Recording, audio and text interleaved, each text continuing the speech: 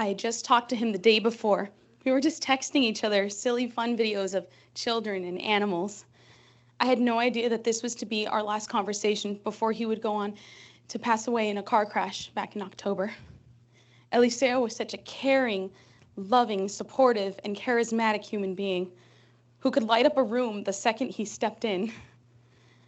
To our family, he was everyone's favorite nephew, son, cousin, uncle, and all-around best friend. To me, he was one of my favorite cousins. Born in September of 1976 in the beautiful San Fernando Valley of Los Angeles, Eliseo was certainly one of a kind. He left behind his mom, my Aunt Olivia, 3 siblings, 5 nieces and nephews, and an abundance of aunties, uncles, and cousins. He adopted a vegan lifestyle later on in life and practiced yoga full-time.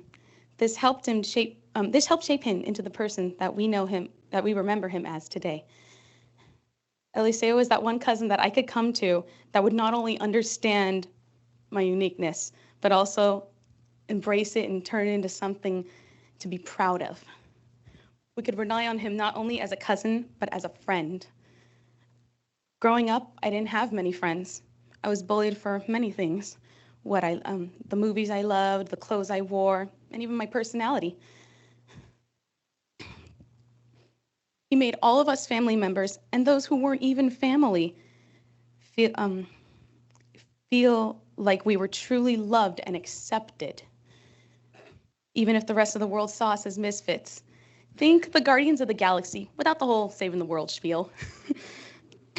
His charismatic abilities to read one's body language and know how they were feeling just from giving one quick glimpse at them astounds me to this day. And in moments like that, he would warmly greet you with a big bear hug. His sense of humor was unmatched. It was the kind that can make anyone and everyone laugh.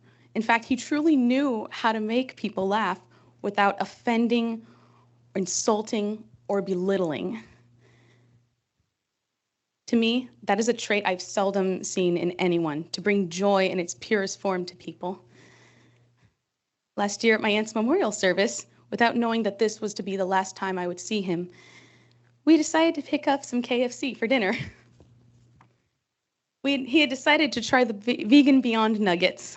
Upon one bite of the nugget, he chewed it slowly, kind of spit it out, and the look on his face just had this look that said, if I wanted to eat a deep fried eraser, I would have done this at home.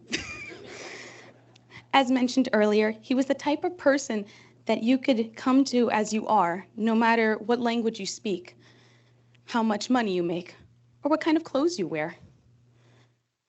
He just wanted to be a friend. He never liked to see people sad or lonely, no matter where he went. And to this day, I try my hardest to use his example of reaching out to those in need of a friend and welcoming them with open arms. If you were having a bad day, you could just text him and he would be there right away with a silly song, a fun video, or just some words of encouragement. If that isn't the most reliable trait in any human being, then I don't know what is. It did not matter how big or small a celebration was. As long as Eliseo showed up, it was time to party. He was what I'd like to call the all-in-one entertainment. Have a birthday party? Let's play some Depeche Mode. Have a wedding? How about a few games of Mario Kart? Family gatherings were never dull. He would come prepared, bearing games, music, movies, snacks, or just great conversation. We looked forward to seeing him at most, if not all, of our family parties. So to me, if there was ever a physical representation of what Sunshine would look like as a person, it would 100% be Eliseo. What he left behind with us was not just the emotional scars, but also the lessons he may or may not have unknowingly taught us along the way of friendship, kindness, and care. I want to make sure that Eliseo's death does not go in vain. His stories of love, humor, and fun are here to let us know that those we love and miss, who may not be here with us physically, give us their values, their morals, their accomplishments, and these can be seen today as inspiration for our own lives as we continue to live. Legacies live on in us even when people pass on. To help us think about what kind of legacy we wish to leave behind when our time comes. I hope one day to leave behind a legacy similar to that of my cousin Eliseo, to live life to the fullest, to laugh until your stomach hurts, and to bring joy and kindness to those around us just by reaching out and just by being a friend to all. Thank you.